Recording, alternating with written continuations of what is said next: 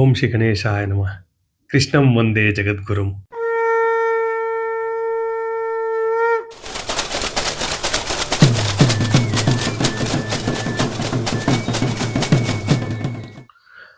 ಐವತ್ತೊಂದು ಶಕ್ತಿಪೀಠಗಳಲ್ಲಿ ಒಂದಾಗಿರುವ ತುಳಜಾಭವಾನಿ ಕ್ಷೇತ್ರಕ್ಕೆ ಬಂದಿದ್ದೀವಿ. ಈ ತುಳಜಾಭವಾನಿ ಕ್ಷೇತ್ರದ ವಿಶೇಷ ಏನಂದರೆ, ಇಲ್ಲಿ ದೇವಿಯ ಮೂರ್ತಿಯು ಚಲಿಸ್ತಾ ಇರೋ ಥರ ಭಾಸ ಆಗುತ್ತೆ. ನಮ್ಮ ಬೆಂಗಳೂರಿಂದ ತುಳಜಾಭವಾನಿ ದೇವಸ್ಥಾನಕ್ಕೆ ಹೋಗ್ಬೇಕು ಅಂದರೆ ಸುಮಾರು 679 ಕಿಲೋಮೀಟರ್ ದೂರ ಆಗುತ್ತೆ. ಸೋಲಾಪುರಿಂದ 46 ಕಿಲೋಮೀಟರ್, ಕಲಬುರಗಿಯಿಂದ 144 ಕಿಲೋಮೀಟರ್ ದೂರ ಇದೆ. ಪ್ರತಿದಿನ ನಮ್ಮ ಬೆಂಗಳೂರಿಂದ ಮಲ್ಟಿ ಆಕ್ಸಲ್ ವೋಲ್ವೋ ಬಸ್ಗಳು ಮತ್ತು 6 ರೈಲುಗಳು ಚಲಿಸ್ತವೆ. ಅದರ ಕಂಪ್ಲೀಟ್ ಇನ್ಫಾರ್ಮೇಷನ್ ನಾನು ನಿಮಗೆ ಡಿಸ್ಕ್ರಿಪ್ಷನ್ ಬಾಕ್ಸಲ್ಲಿ ಕೊಟ್ಟಿದ್ದೀನಿ, ಚೆಕ್ ಮಾಡ್ಕೊಳ್ಳಿ. ಸೋಲಾಪುರ ಬಸ್ ಸ್ಟ್ಯಾಂಡಿಂದ ತುಳಜಾಭವಾನಿ ದೇವಸ್ಥಾನಕ್ಕೆ ಪ್ರತಿ 10 ನಿಮಿಷಕ್ಕೆ ಒಂದು ಬಸ್ ಇದೆ. 1 ಗಂಟೆಯ ಜರ್ನಿ ಟೈಮ್ ಇದೆ. ಸುಮಾರು 75 ರೂಪಾಯಿ ಚಾರ್ಜ್ ಮಾಡ್ತಾರೆ. ಸ್ಟೇ ಆಗಬೇಕು ಅಂದರೆ ಸೋಲಾಪುರಲ್ಲಿ ನೀವು ಸ್ಟೇ ಆಗ್ಬೋದು, ಮತ್ತು ತುಳಜಾಭವಾನಿ ದೇವಸ್ಥಾನದ ಅಫಿಷಿಯಲ್ ವೆಬ್ಸೈಟ್ಗೆ ಹೋಗ್ಬಿಟ್ಟು ರೂಮ್ ಬುಕ್ ಮಾಡ್ಕೊಬೋದು. ಈ ದೇವಸ್ಥಾನ ಪ್ರವೇಶ ಮಾಡೋದಕ್ಕೆ 2 ದೊಡ್ಡ ಮಹಾದ್ವಾರಗಳಿದೆ. ಈ ದ್ವಾರಗಳನ್ನು ನೋಡ್ತಾ ಇದ್ರೆ ಇದು ದೇವಸ್ಥಾನ ಥರ ಕಾಣ್ತಾ ಇಲ್ಲ, ಇದು ದೊಡ್ಡ ಕೋಟೆಯ ಹೆಬ್ಬಾಗಿಲು ಥರ ಇದೆ. ಬನ್ನಿ, ಇದರೊಳಗಡೆ ಹೋದ್ರೆ ನಮಗೆ ಮೊದಲು ಸಿಗುತ್ತೆ ಕಲ್ಲೋಳಿ ತೀರ್ಥ.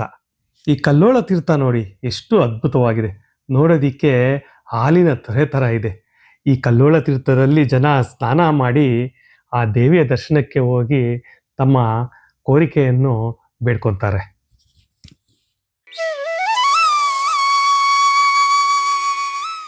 ಮತ್ತೊಂದು ಗೋಮುಖ ತೀರ್ಥ. ಈ ಗೋಮುಖ ತೀರ್ಥದಲ್ಲೂ ಭಕ್ತರು ಸ್ನಾನ ಮಾಡ್ತಾರೆ, ತಮ್ಮ ಕೈಕಾಲುಗಳನ್ನು ತೊಳೆದು ದೇವರ ದರ್ಶನಕ್ಕೆ ಹೋಗ್ತಾರೆ.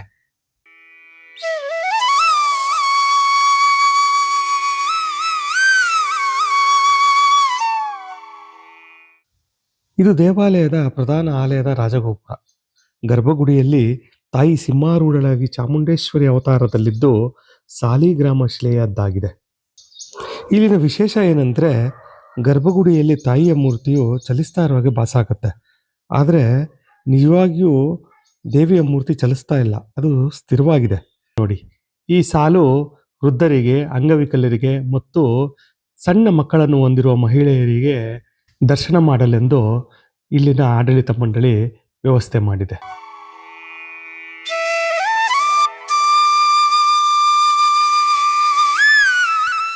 ದೇವಾಲಯದ ಪ್ರಾಂಗಣದಲ್ಲಿ ಮಹಾಗಣಪತಿ ಸಮೇತ ಇತರ ದೇವರುಗಳ ದರ್ಶನ ಮಾಡ್ತಾರೆ.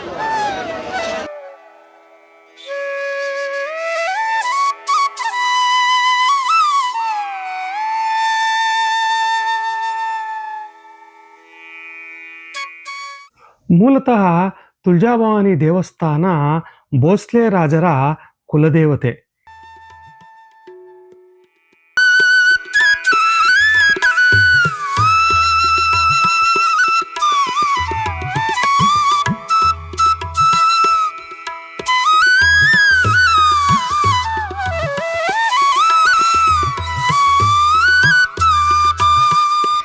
ಶಿವಾಜಿ ಮಹಾರಾಜರ ಆರಾಧ್ಯ ದೇವತೆಯಾದ ತಾಯಿ ತುಳಜಾಭವಾನಿ ಶಿವಾಜಿ ಮಹಾರಾಜರಿಗೆ ಅಧರ್ಮವನ್ನು ಜಯಿಸಲು ಸ್ವತಃ ಖಡ್ಗ ನೀಡಿದ್ರಂತೆ. ನವರಾತ್ರಿ ಸಮಯದಲ್ಲಿ ಇಲ್ಲಿ ಲಕ್ಷಾಂತರ ಜನ ಪಾದಯಾತ್ರೆಯಲ್ಲಿ ಬಂದು ತಾಯಿಯ ದರ್ಶನ ಪಡಿತಾರೆ.